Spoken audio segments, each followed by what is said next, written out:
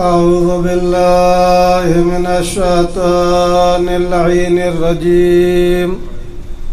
بسم الله الرحمن الرحيم. الحمد لله رب العالمين والعاقبة للمتقين والجنة للمؤمنين والموحدين والنار للعاصين والكافرين والمنافقين. والصلاة والسلام على سيدنا ونبينا وشفيع ذنوبنا وحبيب قلوبنا وطبيب نفوسنا مولانا أبي القاسم محمد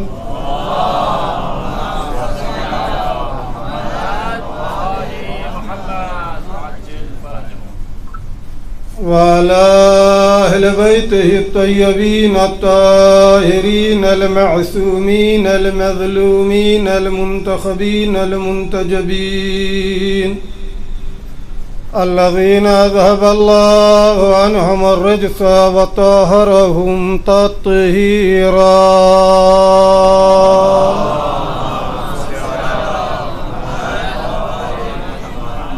واللعنة الدائمة الباقية على أعدائهم أعداء الله أجمعين من الآن إلى صباح يوم الدين. أما بعد فقد قال الله تبارك وتعالى في محكم كتابه ومتقنه وقوله الحق. بسم الله الرحمن الرحيم.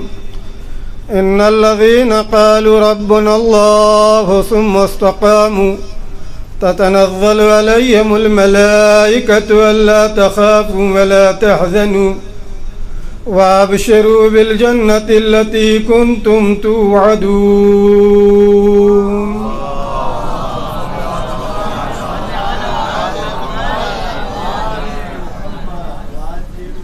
ارباب عزاداران سید الشہداء، یا کریمہ ہمیں اور آپ کو حوصلہ دے رہی ہے کہ کبھی راہ حق پر آنے کے بعد کمر ہمت میں شکستگی کے آثار نظر نہ آنے دیجیے، اس لیے کہ جب راہ حق پہ آ گئے ہیں، جب صدائے حق کے ساتھ ہو گئے ہیں، تو ایسی صورت میں استقامت ضروری ہے۔ اگر استقامت نہ پائی گئی تو جیسے بہت سے قیام کی آواز کے ساتھی بن جاتے ہیں، ویسے ہمارا اور آپ کا بھی شمار ہوگا۔ اسی لیے پروردگار نے کہا دیکھو، جب استقامت کرو گے، ثابت قدم رہو گے، تو تم پر ملائکہ نازل ہوں گے، اور ملائکہ یہی کہیں گے تمہیں گھبرانے کی ضرورت نہیں ہے، تمہیں پریشان ہونے کی ضرورت نہیں ہے، اور وہی ملائکہ تمہیں اس جنت کی بشارت دیں گے جس جنت کے لیے ہر انسان سعی اور کوشش کرتا ہے۔ جتنے بھی اعمال انسان انجام دیتا ہے صرف اس لیے کہ جنت مل جائے۔ آپ کسی سے پوچھ لیجئے، کوئی امر خیر ہو تو وہ یہی کہے گا کہ بھائی جنت کے لیے انجام دے رہے ہیں، لیکن اگر کوئی ثابت قدم ہو جائے راہ حق پہ تو اب اس کو جنت کی فکر نہیں کرنا چاہیے، خود ملائکہ آ کے بشارت دیتے ہیں اس جنت کی جس جنت کا تم سے وعدہ کیا گیا۔ لذا دوستو، یہ آیات الہی، یہ کلام ربانی وہ ہے کہ جس کے سلسلے میں کسی ریب اور شک کی گنجائش نہیں ہے۔ ہمیں یقین رکھنا چاہیے ان پیغام الہی پر، ہمیں بھروسہ رکھنا چاہیے اس کلام ربانی پر کہ جو پروردگار نے کہا ہے یقیناً اگر ہم اس پر کھرے اترے، ہم اس پہ ثابت قدم رہے تو یہ یقین مان لیجئے کہ نہ خوف اور حزن آپ کے پاس آئے گا، نہ ہی آپ کو کسی چیز کی فکر ہوگی، اس لیے کہ اس نے ہم سے اور آپ سے ہر چیز کا وعدہ کر رکھا ہے۔ میں نے آپ کے سامنے قیام سرکار سید الشہداء کے حوالے سے جو بات ذکر کی تھی کہ ہمیشہ آثار تک پہنچنے کے لیے ضروری ہے پہلے کہ انسان قیام کی عظمت سے آشنا ہو، یہ تو سمجھے کہ اس قیام کی اہمیت کیا ہے۔ یہ قیام آفاقی ہے، عالمی ہے، جہانی ہے، انسانی ہے، نوعی ہے۔ جب تک اصلاً اس قیام کی اہمیت اور عظمت سے واقف نہیں ہوگا انسان، یقیناً اس سے نہ متاثر ہوگا نہ اس کے اثر کو قبول کرے گا۔ یاد رکھ لیجئے، ہمیشہ ہر ادارے میں، ہر تحریک میں، ہر اقدام میں ایک چیز کا ہونا ضروری ہے جسے ہم سیاست کے نام سے یاد کرتے ہیں۔ اگرچہ یہ لفظ بہت ہی خطرناک ہو گیا ہے، لیکن یہ بات آپ اپنے ذہن میں محفوظ رکھ لیں، خطرناک ہونے کے باوجود یہ لفظ ہماری زندگیوں سے ایسے ملا ہوا ہے کہ ہم اس سے جان چھوڑا۔ آپ ایک گھر میں چلے جائیے، وہاں پہ بھی آپ ہی کی سیاست ہے، کسی ادارے میں چلے جائیے وہاں پہ بھی ایک سیاست ہے، کسی دفتر میں چلے جائیے، کسی تحریک میں چلے جائیے۔ آئیے سرکار سید الشہداء کی اس سیاست پر نظر کی جائے۔ میرے دوستو، یہ تو دشمنوں کی سازش تھی، منصوبہ تھا کہ ہم لوگوں کو سیاست سے دور کر دیا۔ اگر ذرا سا انسان غور کر لے تو کوئی بھی انسان سیاست سے دور نہیں ہے۔ جو بھی عمل انجام دیتا ہے یقیناً اس کے پیچھے کوئی نہ کوئی سیاست ضرور رہتی ہے۔ بغیر سیاست کے کوئی عمل انسان انجام نہیں دیتا ہے۔ سرکار سید الشہداء کی سیاست کو سمجھنا چاہیے تاکہ قیام کی عظمت ہماری نگاہوں کے سامنے آ جائے۔ میں آپ کو سب سے پہلے اس قیام کی سیاست کا ذکر کرنا چاہتا ہوں کہ جو آمنہ کے لال عبداللہ کے جائے نے اس سرزمین پر قیام برپا کیا تھا جو ضلالتوں میں ڈوبا تھا، جو گمراہیوں میں ڈوبا ہوا تھا، وہاں میرے حبیب کبریا نے وہاں جو سیاست اپنائی تھی۔ آپ بتائیے مکے کی زندگی کتنے برس؟ 13 برس۔ یہ نبوتی زندگی میں بیان کر رہا ہوں، رسول اسلام کی پوری زندگی نہیں، نبوتی زندگی 13 برس آپ مکے میں رہے۔ کبھی آپ نے کسی مسلمان سے کہا کہ تمہارا باپ مسلمان نہیں ہوتا ہے، جاؤ اس کو مارو اور اس کو کلمہ توحید پڑھاؤ؟ کبھی کسی جوان سے، کبھی کسی جس نے اسلام قبول کیا تھا کبھی نہیں کہا، بلکہ جن کو ستایا جا رہا تھا، جن مسلمانوں کو اذیت دی جا رہی تھی، آپ یہی تو کہہ رہے تھے صبرن صبرا، صبر کرو انشاءاللہ ایک دن کامیابی ملے گی۔ واقعاً یہ وہ سیاست تھی۔ آپ ذرا مکے کی سیاست کیا سوچتے ہیں؟ مکے میں جھڑپیں نہیں ہو رہی تھیں؟ وہ مکے میں جہاں وہ بدو عرب تھے، جہاں وہ کفار مکہ تھے، جہاں بات بات پر 40 سال جنگیں کیا کرتے تھے، ایک مشت ستو کے لیے برسہ برس لڑا کرتے تھے، بھلا یہاں یقیناً لیکن جتنی بھی جھڑپیں ہوتی تھیں گلی میں، کوچے میں، کہیں بھی، میرے دوستو آپ نے کہیں نہیں سنا ہوگا کہ ادھر سے کسی نے تلوار اٹھائی ہو، ادھر سے کسی نے اسلحہ اٹھایا ہو۔ صرف ایک بوڑھا مجاہد تھا کہ جو خانہ رسالت کی طرف ہر آنے والے طوفان کو اپنے زور نظر سے روکے ہوئے تھا، اسے زمانہ ابو طالب کے نام سے یاد کرتا۔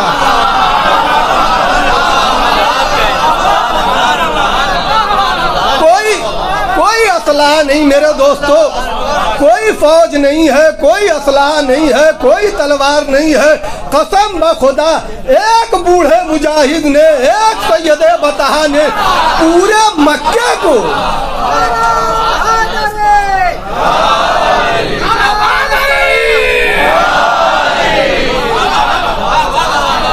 اور 13 برس کے بعد جب سرکار ختمی مرتبت مدینہ منورہ پہنچ گئے، 10 برس آپ وہاں رہے، بتائیے 10 برس میں کبھی آپ نے مکے پہ چڑھائی کی، کبھی کفار مکہ کی طرف آئے؟ نہیں، بلکہ تاریخ نے عجب لکھا ہے، یہ کفار مکہ بدر تک آ گئے، بدر ہی تک نہیں، احد تک آ گئے، احد ہی تک نہیں، یہاں تک آ گئے کہ رسول کو خندق کھودوانا پڑ گئی۔ اے اللہ کے رسول، یہ بار بار آ رہے ہیں لڑنے کے لیے، یہ بار بار آپ کے علاقے میں، آپ کی سرزمین پر، آپ کے ایریے میں آ جا رہے ہیں، فوج لے کے لشکر کشی کر رہے ہیں، اسلحے لے کے آ رہے ہیں، فوجوں کو لے کے آ رہے ہیں، آپ بھی ایک بار رخ کر لیجئے۔ کہا نہیں، وہ ان کی سیاست ظلم ہے، میں اپنے اسلام کے دامن پر ظلم کا دھبا نہیں آنے دوں گا۔ آپ ذرا اندازہ کریں رسول اسلام کی سیاست کون سی ہے۔ آپ ابھی نہیں متوجہ ہوئے، میں تھوڑا سا اور آگے بڑھا دوں۔ آپ اگر گئے بھی ہیں مکے کی طرف تو لڑنے کے لیے نہیں گئے ہیں۔ کیا کہا؟ میں نے خواب دیکھا ہے، چلو عمرہ کرنے کے لیے، عبادت کرنے کے لیے۔ اچھا سب آ گئے، چونکہ رسول اسلام نے خواب دیکھا تھا، سب آ گئے۔ ایک صلوات پڑھیے محمد والے محمد پر۔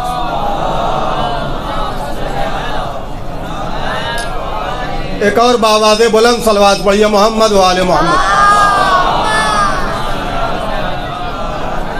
محمد والے محمد صلوات۔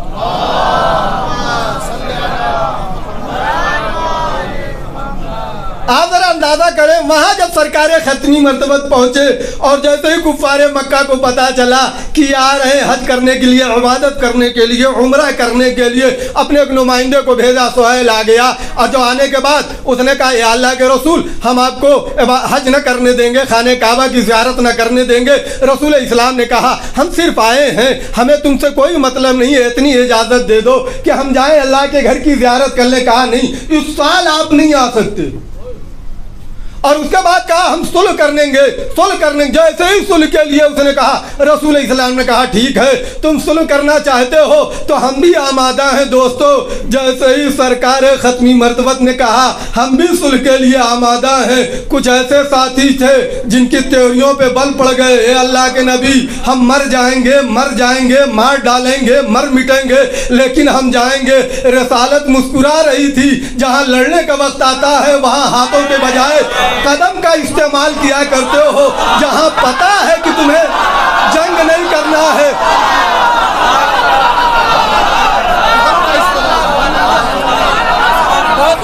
رسالت مسکرا رہی تھی،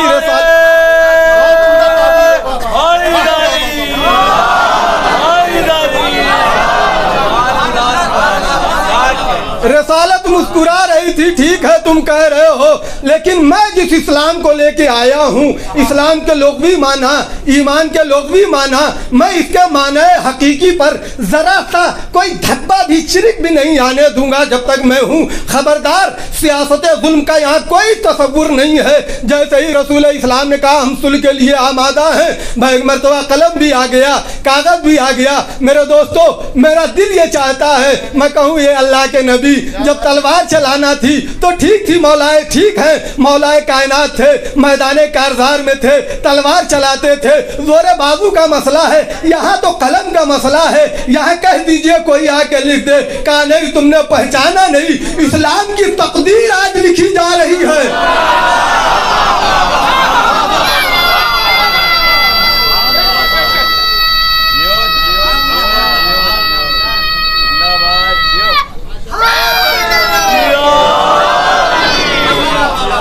میرے دوستو، سوائے علی کے کوئی نہیں لکھ سکتا ہے۔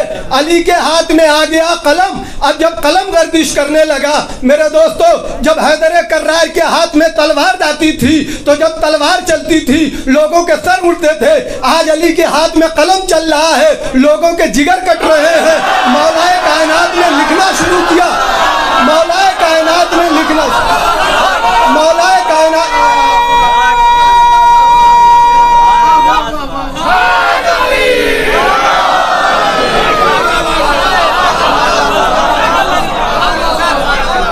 مولا کائنات نے لکھنا شروع کیا۔ اب ذرا شرطوں پر توجہ کیجئے، میں زیادہ بڑھنا نہیں چاہتا۔ شرطوں میں ایک شرط میں صرف ذکر کر دوں کہ یا اللہ کے نبی ہمارا کوئی چلا گیا، तो उसको वापस करना पड़ेगा। आपका कोई आ गया तो हम आपका वापस, ये बताइए कोई सुलह है? ये तो ऐसा लग रहा है कि जैसे जोर और कुव्वत का मुजाहरा कर रहे हैं जब कि नहीं हमारा जाएगा तो आपको वापस करना पड़ेगा, आपका कोई आ गया तो हम आपका वापस नहीं करेंगे। रसूल इस्लाम ने कहा ठीक है, तुम्हारा अगर कोई आ भी जाएगा हम वापस कर देंगे, हमारा अगर चला गया ना वापस करना। तुमने हमारे वाले को पहचाना नहीं है, जो हमारा जाएगा तुम्हारे माहौल में नहीं ढलेगा, जो हमारा जाएगा तुम्हारे माहौल में नहीं ढलेगा, वो तुम्हारे माहौल को बदल देगा। मेरे दोस्तों याद रख लीजिए, रसूल का हकीकी चाहने वाला वही होता है जो दुनिया के रंग में न रंग जाए बल्कि दुनिया को अपना रंग दे दे। ये है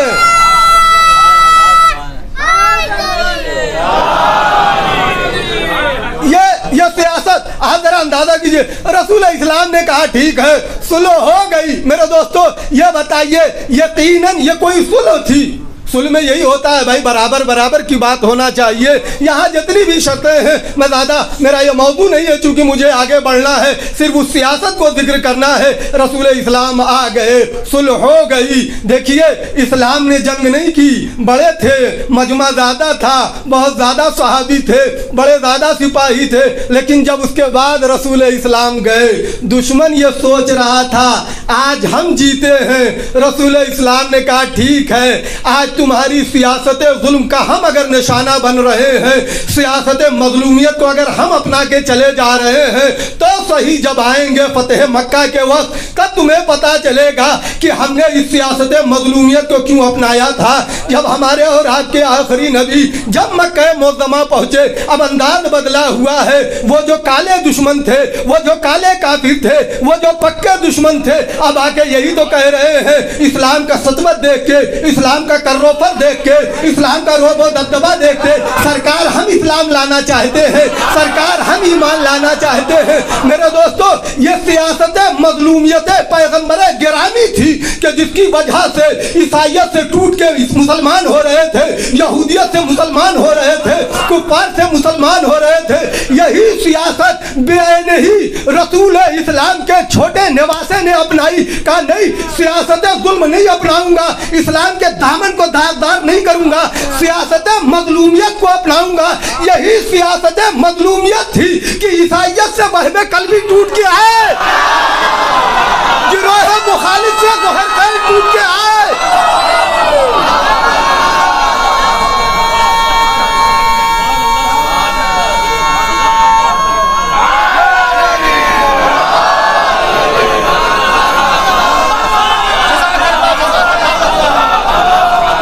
ईसाइयत से वहबे कल्बी टूट के आए, गिरोह मुखालिफ से ज़ोहर आए, लश्कर यजीद से जनाबे हुर आए। दोस्तों ये है सियासत मजलूमियत, ये वो अजीम मजलूमियत है जो सियासत जिसे सरकार सैयदुल शुहदा ने, इसीलिए तारीख कहती है कि करबला के असरात चप्पे चप्पे पर थे। इसी क़याम करबला के जो असरात इसी सियासत की वजह से। एक सलवात पढ़िए मोहम्मद व आले मोहम्मद पर।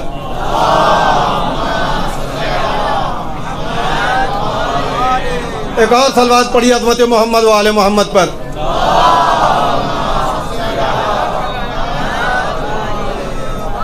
दोस्तों हक है दो जुमले दुआया कहने का कि सुना है कि मद्दाह अहले बैत ज़ागम बाराबंकवी साहब की तबीयत सही नहीं है। बाक़ी मोहम्मद वाले मोहम्मद परवरदिगार इस ज़िक्र के सदक़े में उनको शिफ़ाए आजिल व कामिल अता फरमा। और जो भी मरीज़ हैं मुहिब्बान अहले बैत दुनिया के गोशे गोशे में जो भी हैं, मेरे रहीम व करीम परवरदिगार इस ज़िक्र के सदक़े में उनको शिफ़ाए आजिल व कामिल अता फरमा।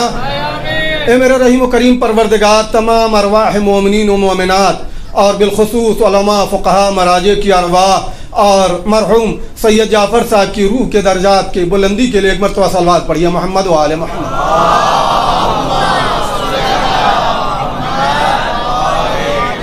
दोस्तों ये है सरकार सैयदुल शुहदा के क़याम की सियासत कि जिसको मजलूमियत के नाम से याद किया जाता है। इसका असर आप देखिए। मैंने कल आपके सामने कूफे کہ چند حالات ذکر کیے تھے، وہ کوفہ کہ جہاں جناب مسلم کے دستِ مبارک پر 18,000 لوگوں نے بیعت کی تھی، لیکن ابن زیاد اللعین کے آنے کے بعد وہی تطمیع اور تحدید کے ذریعے جب جناب مسلم بن عقیل نماز عشاء پڑھ کے مسجد سے نکل رہے ہیں تو کوئی بھی ساتھ، جناب ہانی بن عروہ تاریخ نے لکھا ہے جب یہ مرد آہن نکلتا تھا تو 12,000 مسلح افراد ان کے ساتھ ہوتے تھے، لیکن کیا کیا؟ تاریخ آپ کی نگاہوں کے سامنے ہے، جناب ہانی بن عروہ کو زنجیر میں جکڑ کر محلے کناسہ میں لے جا کے قتل کروا دیا۔ کہتے رہے کہاں ہیں قبیلے عز والے، لیکن کوئی نہ آیا۔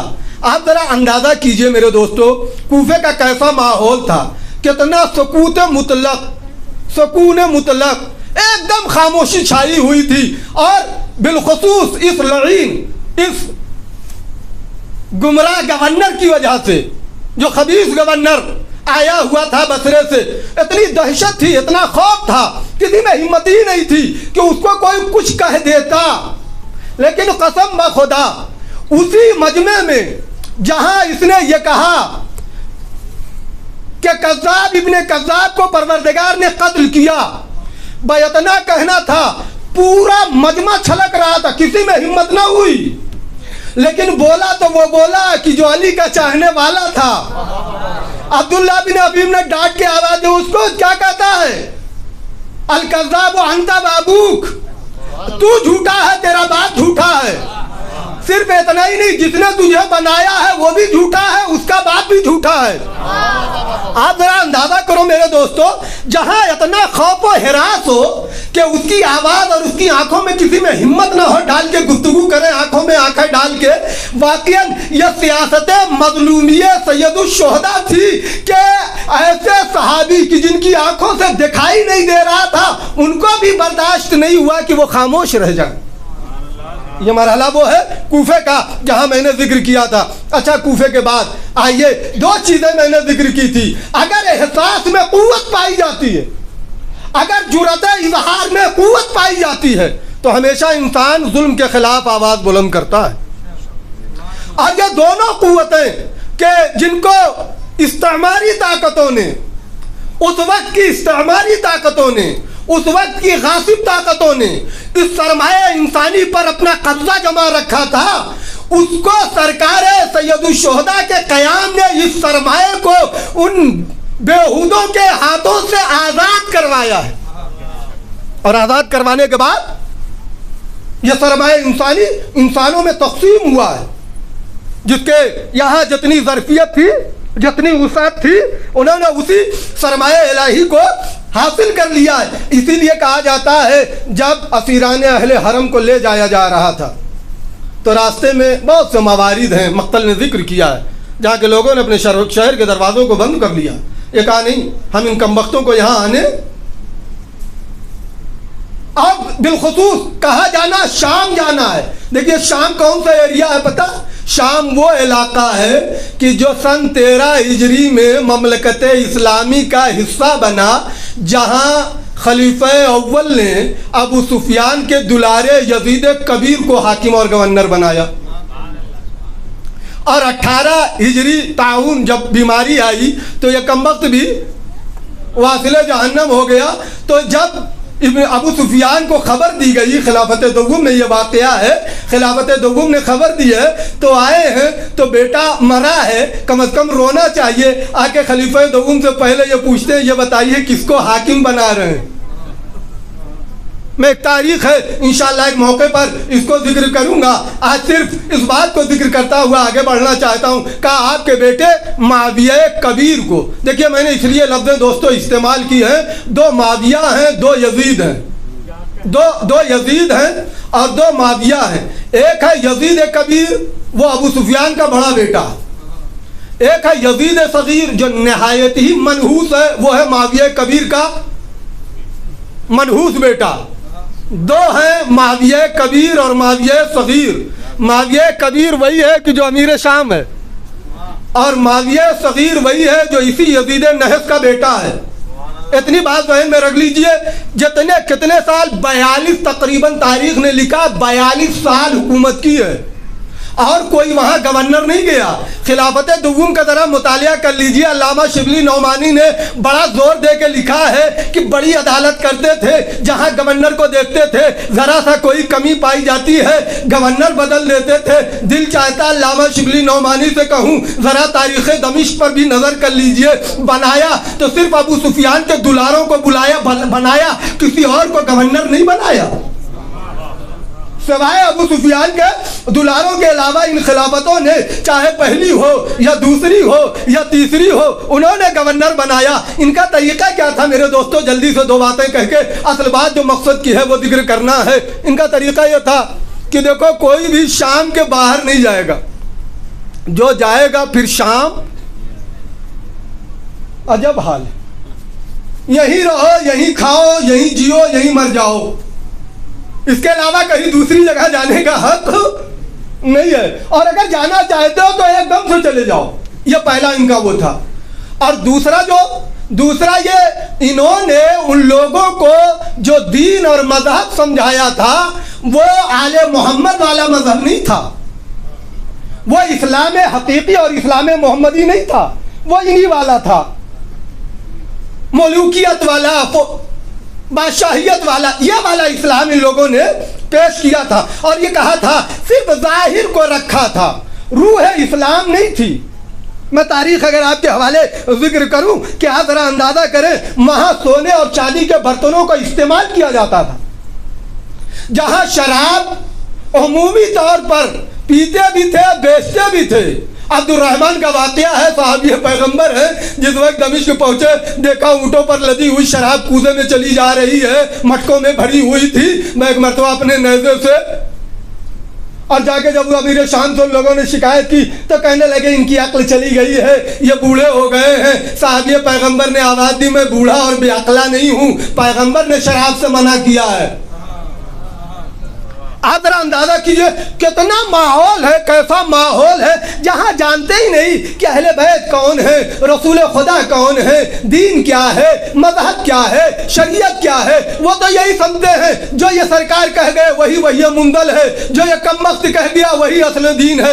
ایسے ماحول میں میرے دوستو جب اہل بیت اطہار علیہم الصلوۃ والسلام جا رہے تھے، ایک نبی کا صحابی ہے، یہ واقعہ ملحوف میں اور لحوف میں ملے گا، جن کو واصلہ بن اسقا کے نام سے یاد کیا جاتا ہے۔ یہ واصلہ بن اسقا وہ ہے کہ جو اصحاب صفہ میں جن کو شمار کیا جاتا ہے، یہ وہ ہے کہ جو مدینے سے رسول اسلام کی رحلت کے بعد سکنہ بالبصرہ، جو بصرے میں آ کے انہوں نے سکونت اختیار کی، ثم بالشام فی قریۃ البلاد، پھر کسی دیہات میں جا کے رہنے لگے تھے۔ راوی یہ کہتا ہے، شداد راوی ہے، شداد بن عبداللہ کہتے ہیں کہ جیسے ہی رسول اسلام کے نواسے کا جیا رأس الحسین، جیسے ہی سرکار کا سر مبارک لایا گیا، کہاں؟ شام میں، شہر شام میں، فلانہ رجل من الشام۔ یاد ہے یہ کون سا علاقہ ہے جہاں مولا کائنات پر سب و شتم کیا جاتا ہے، اور ایسا نہیں ہے بچہ سب و شتم کرتا ہے، اتنا رائج ہو گیا علی کی دشمنی، کوٹ کے ان کے بچوں میں، ان کے جوانوں میں، ان کے گھرانوں میں بھری ہوئی ہے میرے دوستو۔ یقیناً ممبروں سے لعن ہوتا رہا ہے، 70,000 ممبر محدثین نے لکھا ہے کہ جن پر لعن ہوا، جن سے لعن ہوا کرتا تھا۔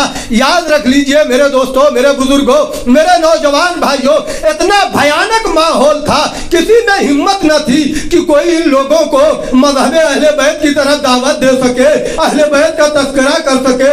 لیکن جیسے ہی واصلہ بن اسقا نے اس جملے کو سنا، فغضبا، بغصے میں آ گئے، وقاما، اور کھڑے ہو گئے، اور حدیث قصہ کی تلاوت، آیت تطہیر کی تلاوت کر کے کہنے لگے تمہیں نہیں پتا ہے اہل بیت اطہار یہی ہیں، یہی اہل بیت اطہار ہیں جن کو محمد کہا جاتا ہے، جن کو علی کہا جاتا ہے، جن کو فاطمہ کہا جاتا ہے، جن کو حسن و حسین کہا جاتا ہے۔ دل چاہتا ہے میرے دوستو ایک جملہ کہوں، اے صحابیوں اس سے پہلے کہاں تھے؟ کیا تمہارے زبان گونگی ہو گئی تھی، قوت گویائی چھین لی گئی تھی؟ اس سے پہلے کیوں نہیں بول رہے تھے جب انہی ممبروں سے علی پر لعنت کی جا رہی تھی، جب انہی ممبروں سے علی پر سب و شتم کیا جا رہا تھا؟ شاید اپنی زبانیں بے زبانی سے آواز دے، زبانیں تو تھی لیکن تقوی و تحریر کی وجہ سے ان میں قوت گویائی ختم ہو چکی تھی۔ قیام سید الشہداء کا یہ اثر ہے کہ زبانوں میں یہ قوت عطا ہو گئی۔ یہ میرے دوستو ایک مرحلہ، یہ کہاں کا ہے؟ یہ باہر کا ہے، دربار کا نہیں ہے۔ اب دوسرا مرحلہ سن لیجئے جو مین دربار کا ہے۔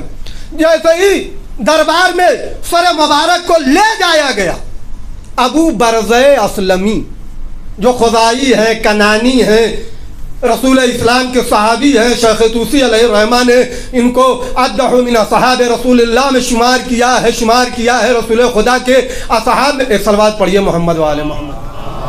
سیدنا لطف کریں، ایک اور صلوات پڑھیں، عظمت محمد و آل محمد صلی اللہ۔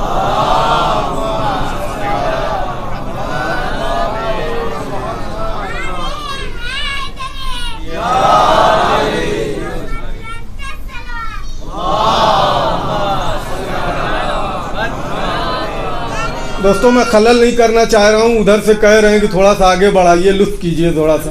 ایک صلوات پڑھیے محمد و آل محمد پر۔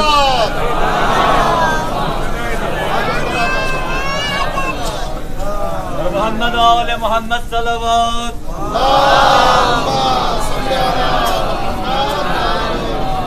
ایک اور صلوات پڑھتے ہوئے تھوڑا سا جو ہے سمیٹ آئے تاکہ دوسرے آنے والے دوستان اور احباب کو تکلیف نہ ہو۔ ایک صلوات پڑھیے محمد و آل محمد پر۔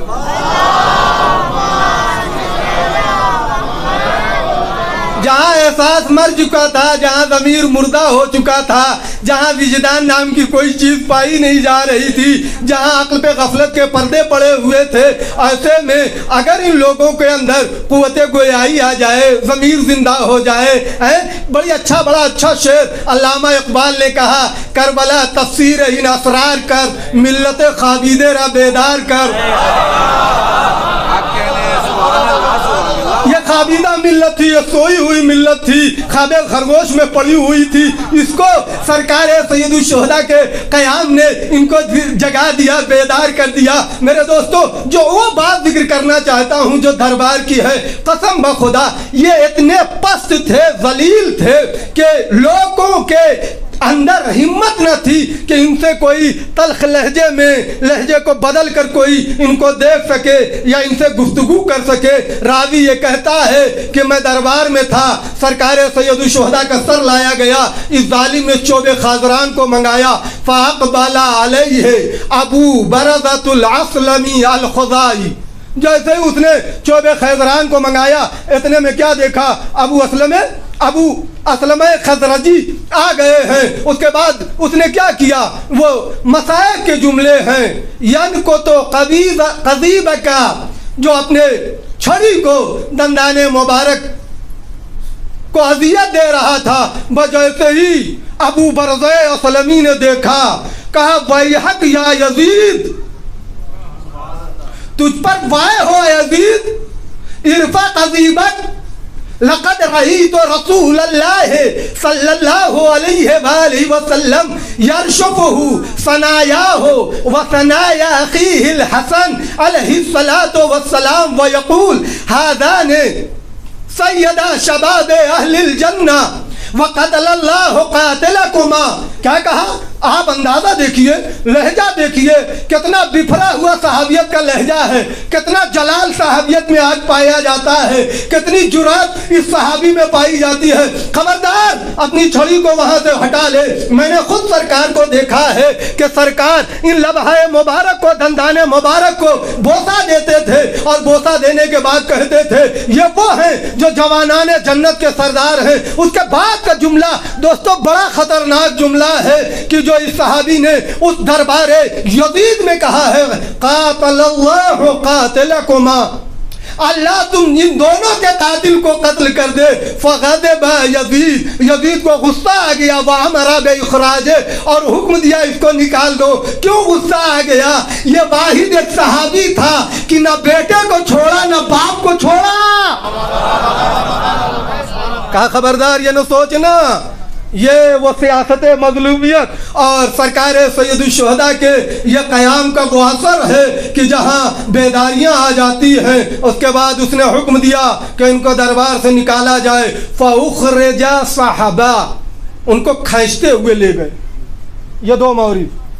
تیسرا جو موقع ہے کہ جو اس قیام سید الشہداء کے اثرات میں ہے، آپ ذرا سوچئے وہ شام جو اتنا سویا ہوا، اتنا خفتہ اور اتنا غفلت میں پڑا ہوا تھا، وہاں یہ چند لوگ بیدار ہو گئے۔ نہیں، یہ تو کم از کم کلمہ گو تھے، کالی کملی کا کلمہ پڑھتے تھے، رسول کو اپنا پیغمبر مانتے تھے، لیکن ایک ایسا شخص آیا ہے جسے لہوب نے لکھا ہے قد حضر ذات یوم رسول الملک الرومی، رسول الملک الرومی، بادشاہ روم کا قاصد اسی دن آیا ہوا تھا۔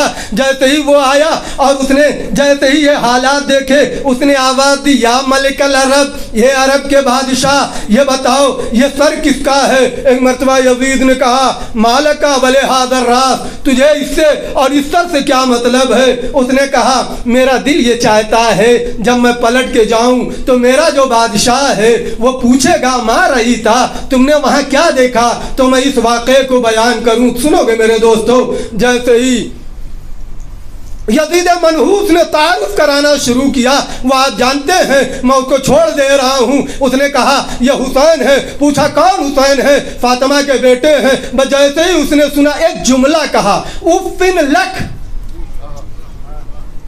آیا ہوا ہے قاصد بن کے، تنہا ہے بیچارہ، پتا ہے یہ ہمیشہ شراب کے نشے میں رہتا ہے، کم مروا دے، کوئی بھروسہ نہیں ہے، لیکن اس کے باوجود عجب لہجہ ہے قسم بخدا کا۔ اُفٍ لک، تجھ پر اف ہو کم بخت، ما دینو اخذ من دینک، تیرے دین سے تو پست میں نے کوئی دین دیکھا ہی نہیں۔ دوستو بات واضح ہو گئی۔ اس کا مطلب یہ ہے کہ جو قاتل انبیاء اور اولاد انبیاء ہیں ان کے دین کی کوئی حیثیت نہیں ہے، ان کو دین میں شمار نہیں کیجیے۔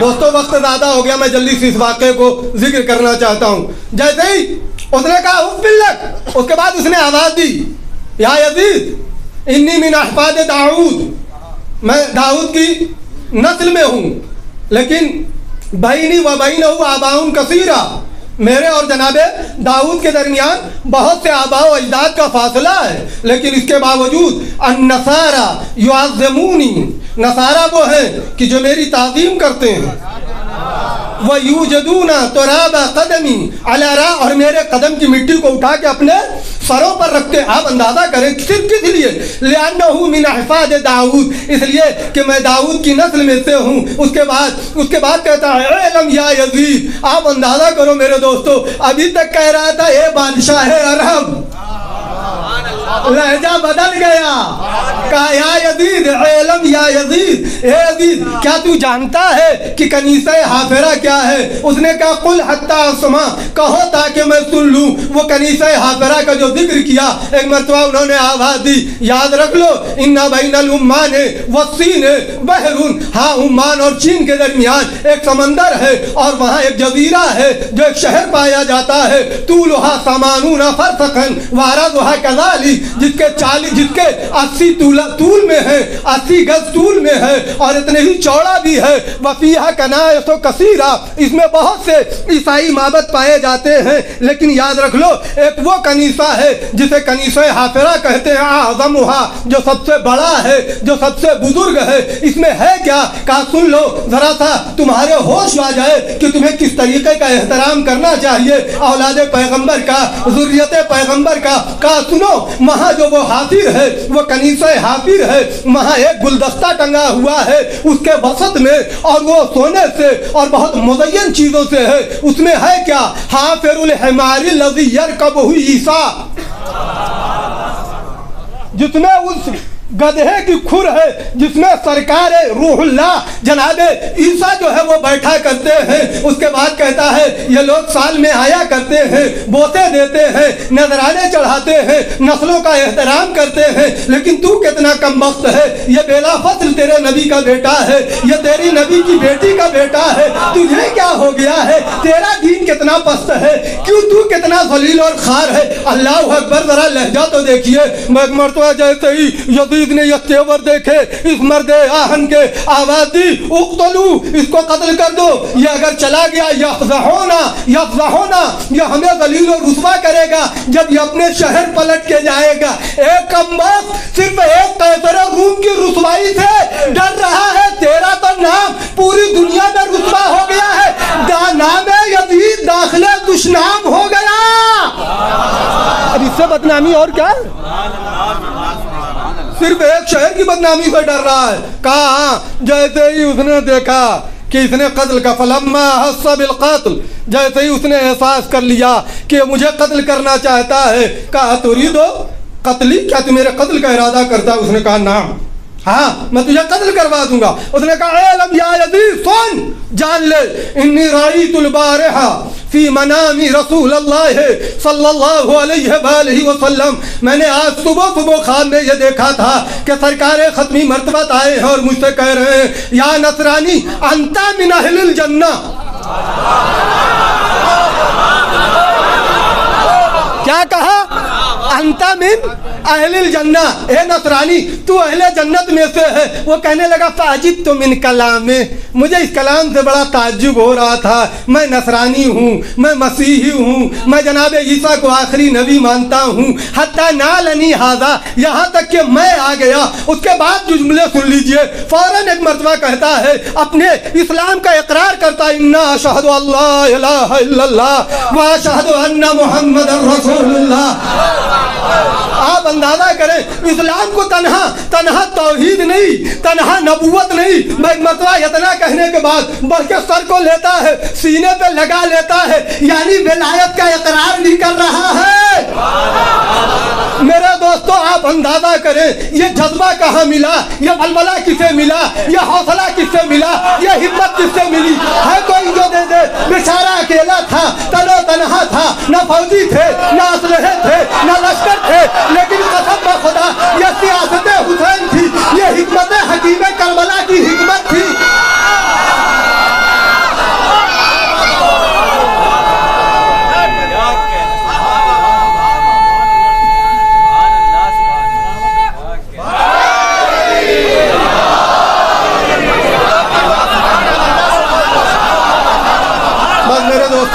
میں نے منزل تمام کر دی، میں مصائب سے نزدیک ہونا چاہتا ہوں، وقت زیادہ ہو گیا ہے۔ یاد رکھ لیجئے یہ وہ قیام کے وہ اثرات ہیں کہ جب انسان کا ضمیر بیدار ہو جاتا ہے، جب انسان کے ضمیر میں جان آ جاتی ہے، پھر وہ اپنی جان کی فکر نہیں کرتا ہے، پھر وہ ظالم کی آنکھوں میں آنکھیں ڈال کے گفتگو کرتا ہے۔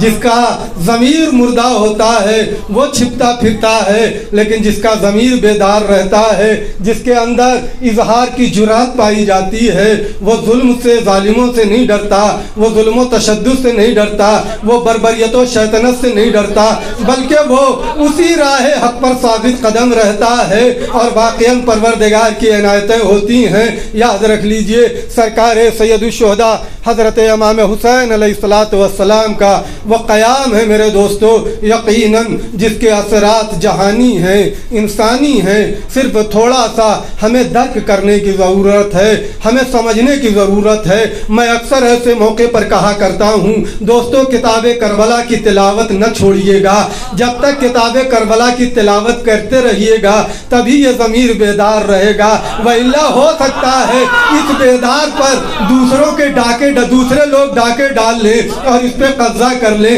صرف اتنا ذہن میں رہے کتاب کربلا کی تلاوت ہوتی رہے، اس پر عمل ہوتا رہے، اسے دل و جان سے لگائے رہیے۔ آئیے آج تو آپ جانتے ہیں اب یہ وہ ایام آ گئے ہیں کہ جو یقیناً مصائب کے، اور میرے دوستو خاص طور سے آج کا جو دن ہے جو مخصوص ہے جناب عون و محمد سے، جناب عون و محمد سے، اور تابوت بھی نکلے گا۔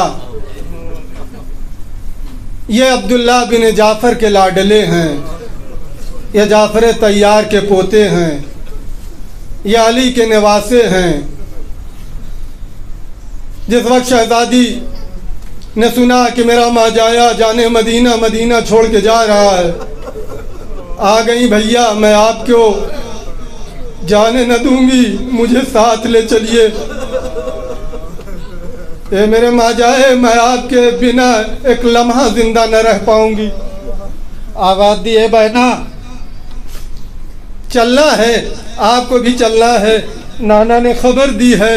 وہ خبر جو نانا نے دی تھی بہن کو بتائی، کہا اے بہن تم پر عبداللہ کا حق ہے، جاؤ ان سے اجازت لے لو۔ سنو گے میرے دوستو، آج زینب کبریٰ کو پرسہ دینا ہے۔ جیسے ہی زینب کبریٰ پہنچی، کیا دیکھا؟ عبداللہ نے شہزادی کے چہرے پر اداسی کے آثار، حزن و غم، ملال کے آثار ہیں۔ پوچھا بی بی کیا بات ہے؟ کہا عبداللہ میرا ماجایا مدینہ سے جا رہا۔ کہا بی بی کیا چاہتی ہو؟ کہا عبداللہ اجازت دے دو میں جانا چاہتی ہوں۔ کہا جب آقا نے کہہ دیا ہے تو میری اجازت کی ضرورت نہیں ہے۔ یہ ہے عقیدہ امامت کا استحکام جو عبداللہ بن جعفر طیار کے ہاں پایا جاتا ہے۔ دوستو دو شخصیتیں ہیں، ایک ہے عبداللہ، ایک ہے محمد حنفیہ۔ ان ضمیر فروش مورخین نے ان خاندان اہل بیت کی ان دونوں فردوں کو بڑا مخدوش کر رکھا ہے، صرف اس لیے کہ یہ کربلا نہیں گئے۔ نہیں، امام نے ان کو روکا تھا، تکون عینی فی المدینہ، تم مدینے میں میری آنکھ بن کے رہو، یہ امام کے حکم سے تھے۔ اسی لیے جس وقت امام مکے سے جا رہے تھے، عبداللہ بن جعفر تڑپ گئے۔ حاکم مکہ کے پاس پہنچے کہ امان نامہ لکھو، امان نامہ لکھوایا۔ حاکم مکہ کے بھائی کو ساتھ لے کے کہا جاؤ میرے آقا میرے مولا کو یہ امان نامہ دے دو۔ جیسے ہی امان نامہ پہنچا، ایک مرتبہ امام نے کہا جاؤ کہہ دو میرے نانا نے مجھے خواب میں جو امر فرمایا ہے مجھے اس امر کو انجام دینا ہے۔ اس نے کہا وہ کیا امر ہے؟ آواز دی وہ امر میں تمہیں بتا نہیں سکتا، اس خواب کوئی تشریح نہیں کر سکتا۔ ہاں میرے دوستو، جیسے ہی عبداللہ بن جعفر کو پتا چلا، باپ نے دونوں بچوں کو لیا، لے کے پہنچے، امام کے قدموں میں ہاتھوں کو جوڑا، اے فرزند رسول اگر مجھے نہیں جانا ہے تو میری طرف سے ان دو بچوں کو لیتے چلے جائیے۔ اس کے بعد کا جو جملہ ہے، آواز دی اپنے لاڈلوں سے، اے میرے جیالو، اے میرے بہادروں، دیکھو اگر آقا حسین پر آنچ آ جائے تو اے میرے دلارو اپنی جان کی فکر نہ کرنا۔ دونوں نے بابا کے سامنے ہاتھوں کو جوڑا ہے، بابا آپ نہ گھبرائیے، ہم آپ کے خون کی تاثیر دکھا دیں گے، بابا آپ نہ گھبرائیے۔ آ گئے بچے میرے دوستو۔ آج محرم کی 5ویں تاریخ ہے، آج محرم کی 5ویں تاریخ ہے۔ ذرا اندازہ کیجئے زینب کے دل پہ کیا گزر رہی ہوگی جب زینب عرض کربلا پہ دیکھ رہی ہوگی کہ لشکر پہ لشکر آ رہا ہے۔ جب پوچھتی ہے تو فضا کبھی کہتی ہے بی بی سنان بن انس کا آیا ہے، شمر لئی کا آیا ہے، فلاں کا لشکر آیا ہے۔ زینب اپنے ماجائے کی فکر میں ہے، بہن اپنے بھائی کی فکر میں ہے کہ میرا ماجایا گھرتا چلا جا رہا ہے۔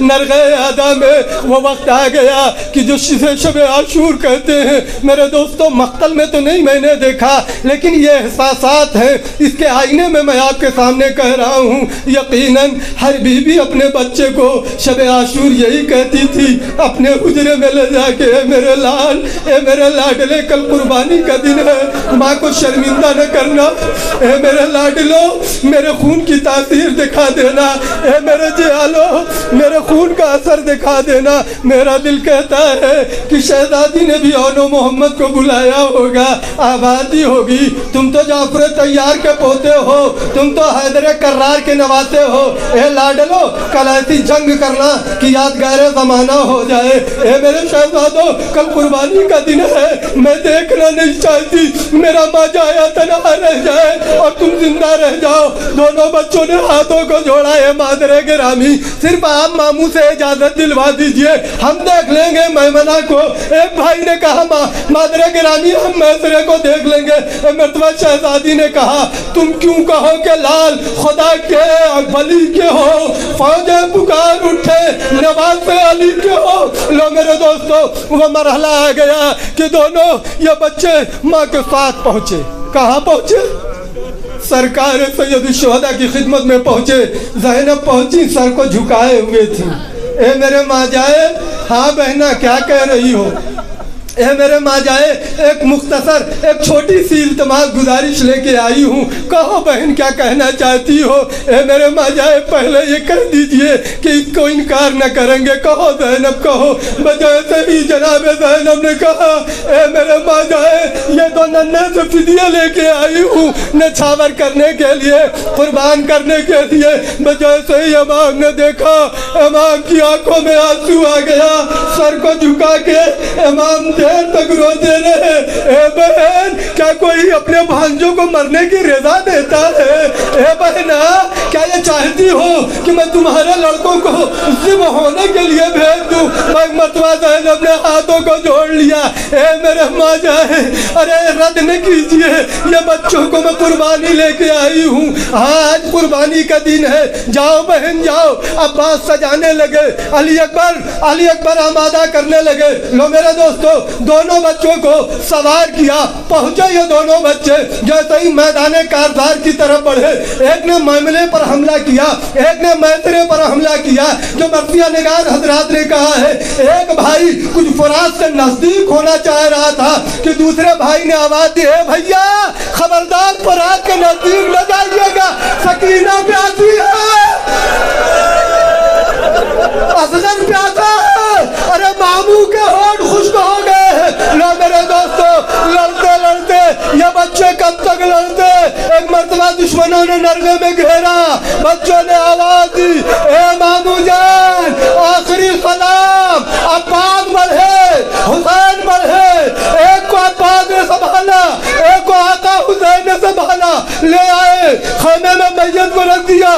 فضا بڑھی، یہ شہزادی اور محمد آ گئے، اے بی بی اور محمد آ گئے ہیں۔ آبادی، میں نے اس لیے نہیں بھیجا تھا زندہ آ جائے، میں نے اپنے ماں جائے پہ قربان ہونے کے لیے بھیجا تھا۔ اے فضا یہ کیا کہہ رہی ہو؟ چلیے بی بی دیکھ لیجئے۔ ارے جو آیا تو کیا، جو آئی تو کیا دیکھا، دونوں بچے خون میں نہائے ہوئے لت پت۔ میں ایک مرتبہ زینب نے نہ گریہ کیا نہ آہو بغا کیا، سر سجدے میں رکھ دیا، اللہم تقبل هذا القربان۔ اللہ اکبر، یہ صبر زینب ہے میرے دوستو، یہ صبر زینب ہے۔ اے میرے معبود، اس قربانی کو قبول فرما۔ زینب نے رویا، گریہ نہیں کیا۔ کیوں زینب نہیں رو رہی تھی؟ بعض حضرات نے لکھا ہے زینب اس لیے نہیں رو رہی تھی کہیں میرے آنسوؤں پہ نظر میرے ماں جائے حسین کی نہ پڑ جائے، میرے بھیا کا دل ٹوٹ جائے گا۔